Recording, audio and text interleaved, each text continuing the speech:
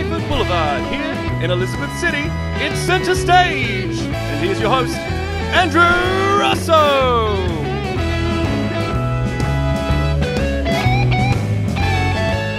Well, ladies and gentlemen, welcome to Centre Stage. I'm your host, Andrew Russo. Thanks for joining us once again at the Shedley Theatre in the heart of Elizabeth, South Australia.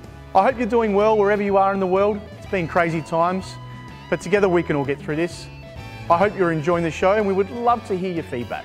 If there's someone you'd like us to interview or anything, please send us an email. You can do so via our social media. We're on Facebook, Instagram and YouTube. Our website is theshedley.com.au. Another huge show lined up for you all, so let's give it up for the Shedley Band.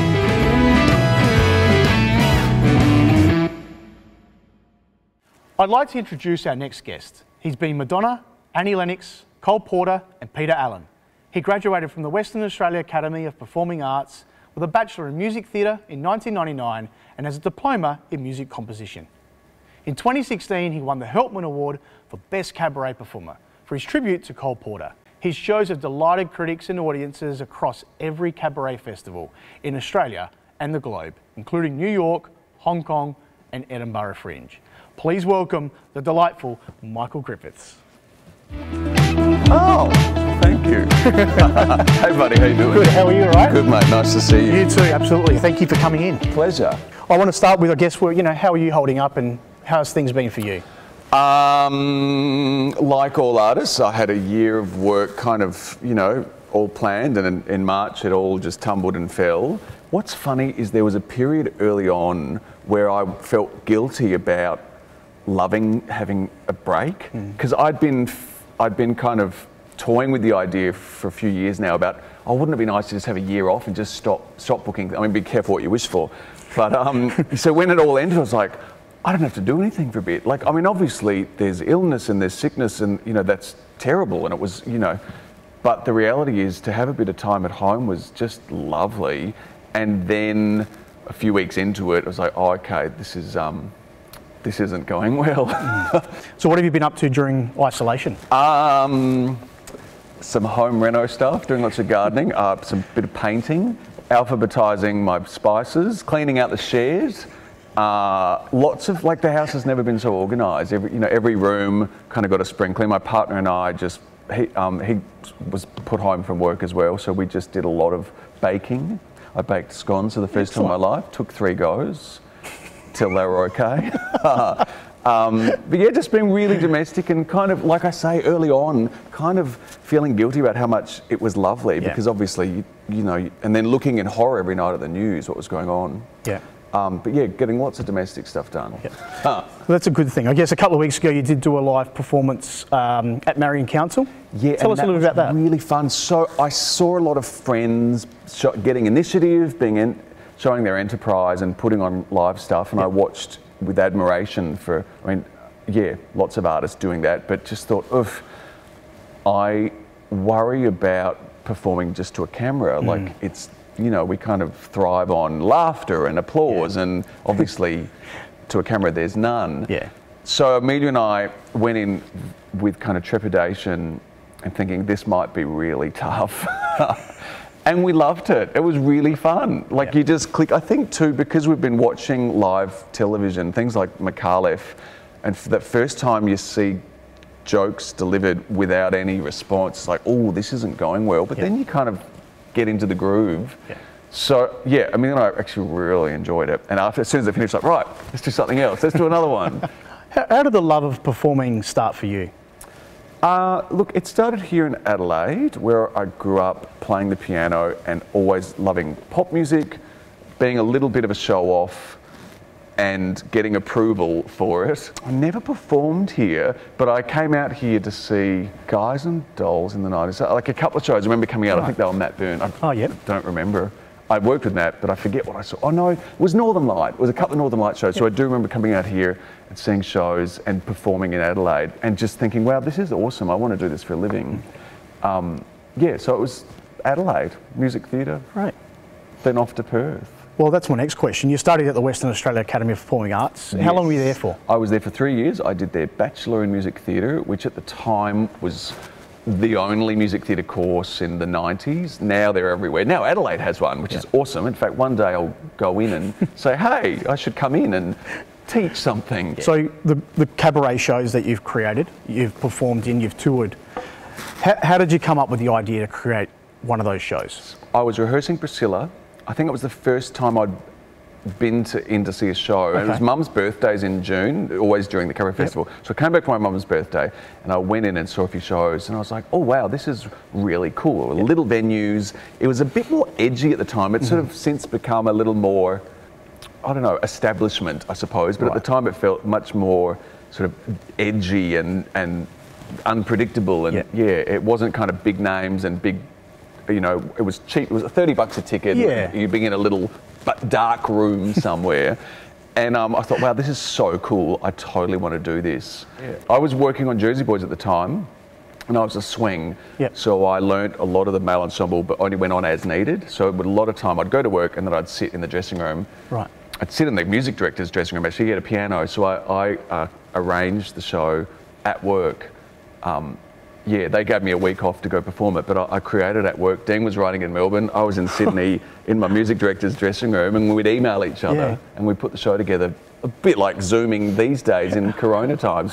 How long did it take to put the show together?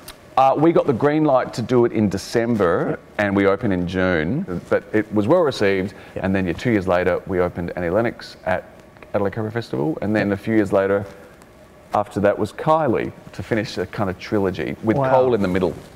So pretty much the last 10 to 15 years you've been performing and touring in shows. Is that about right? Since 2000, when I moved to Sydney. 20 years. So South Pacific was 2000, and then my first big show was end of 2000 was Shout with David Campbell. So we started rehearsing that in November 2000. It's mental that it's 20 years.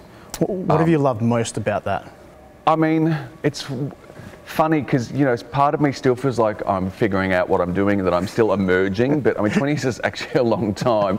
And happily, like, there's lots I've done I'm proud of, and there's lots to look back on and be, you know, really kind of content with, but I certainly don't feel like I've got it all figured out and I know what I'm doing. Like I think the older you get, the more you realise that that's how it is for everyone. You know. You've toured so many wonderful places: New York, Hong Kong, the Edinburgh Fringe. Is there a favourite among all of them? Edinburgh Fringe is really special to me because that and Adelaide equally is kind of, although, I mean, obviously I'm an Adelaide boy, so playing Adelaide Fringe, as fabulous as it is, it's not exotic for me because, you know, I was a kid going to a Fringe show. So it's lovely and feels warm, but it's not a kind of extension and a scary thing the way going to Edinburgh was, where Edinburgh's 3 times bigger. It's an ancient city.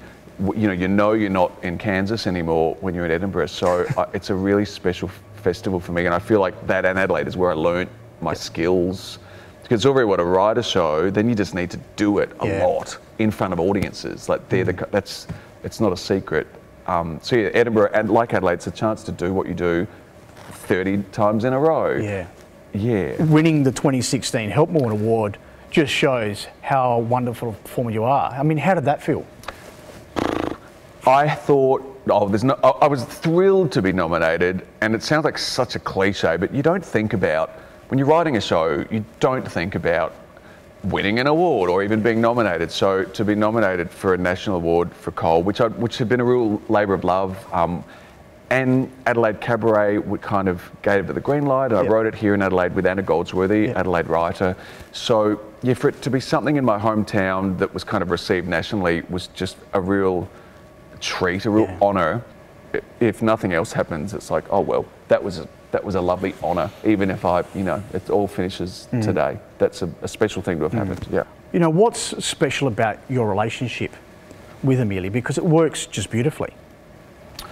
We're friends, we respect each other, and so, like, as kind of, you know, fellow artists, and I think it's just, we also genuinely, like, it's a show, I mean, it's daggy in that, you know, these are kind of ballads from the 70s, a lot of, you know, so it's not kind of edgy, but Amelia and I both love these songs. I think we're both a bit daggy at heart, and so it's a very kind of affectionate, gentle show, and we just enjoy the fact that it's not really scripted. We know where we're going, and we knew that when we put it together, like, right, neither of us wanted it to be recited script. We wanted to be with the audience and just have room, you know, to be spontaneous. Yeah. I mean, outside of performing, what else do you do? Increasingly, I teach, and Amelia and I actually teach together too. We spend a lot of time. We run the Adelaide Cabaret Festival Class of Cabaret, which is an annual season. We've been doing it for about 6 years now. And high school kids audition in about October, and then we let them know in about November, and then we see them in December once, and then we kind of see them through to June. It's kind of once a month, February, March, and then April, May it ramps up normally. Yep. Not this year. Yeah, so that must be rewarding for you personally. We love it. Yeah. We absolutely love it. And again, it's a cliche, but to teach just makes you better at what you do.